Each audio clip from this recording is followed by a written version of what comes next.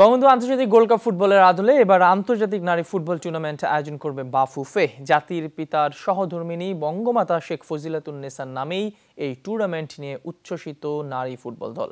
পুরুষ দল শিরোপা জিততে ব্যর্থ হলেও চমক দেখাতে চায় নারী দল। শিরোপা জিতে প্রধানমন্ত্রীর দেয়া ভালোবাসার প্রতিদান দিতে প্রতিজ্ঞ তহুরা কৃষ্ণারা। শেখ হাসিনা বাংলাদেশের প্রধানমন্ত্রী, দেশের ক্রীড়াঙ্গনের সবচেয়ে বড় পৃষ্ঠপোষক তিনি। এবার তার অনুপ্রেরণায় প্রথমবারের মতো ঢাকায় অনুষ্ঠিত হবে আন্তর্জাতিক নারী ফুটবল টুর্নামেন্ট।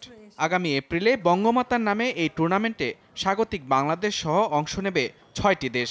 পুরুষ দলের বঙ্গবন্ধু আন্তর্জাতিক গোল্ড কাপ ফুটবলের আদলে বঙ্গমাতার নামে এই টুর্নামেন্ট নিয়ে রীতিমতো উচ্ছ্বসিত তহুরা সানজিদারা।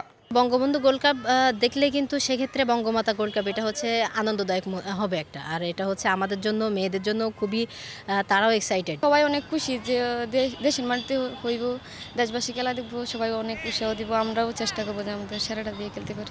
নারী ফুটবল দলের নিয়মিত সাফল্যে প্রতিটি ফুটবলারকে অভিনন্দিত করেন প্রধানমন্ত্রী, দিয়েছেন আর্থিক সহায়তা। প্রধানমন্ত্রীর এমন ভালোবাসার প্রতিদান দিতে এবার বঙ্গমাতা টুর্নামেন্টকে উপলক্ষ করছে লাল সবুজ কিশোরীরা।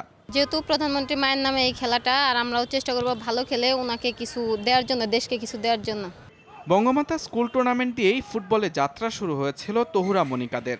জাতীয় দলের জার্সি গায়ে পরীক্ষিত এই ফুটবলাররা এবার লড়বেন বঙ্গমাতা নামে আন্তর্জাতিক টুর্নামেন্টে। এই মুহূর্তে তাদের অনেক ভালো অভিজ্ঞতা হয়েছে এবং তারা অনেক পরিণত হয়েছে। আশা করি যে টিমে আসুক, ভালো টিম তো অবশ্যই আসবে এবং ভালো টিমের সাথে খেলেই তারা আসলে একটা ভালো রেজাল্ট দেশবাসীকে উপহার দিয়ে এটাকে স্মরণীয় করে রাখবে। টুর্নামেন্টের সেরা প্রস্তুতি নিশ্চিত করতে আসন্ন এফসি ও সাফ টুর্নামেন্টে সাফল্য পেতে চায় নারী ফুটবল দল। মুজরাবিন তারেক, যমুনা স্পোর্টস, ঢাকা।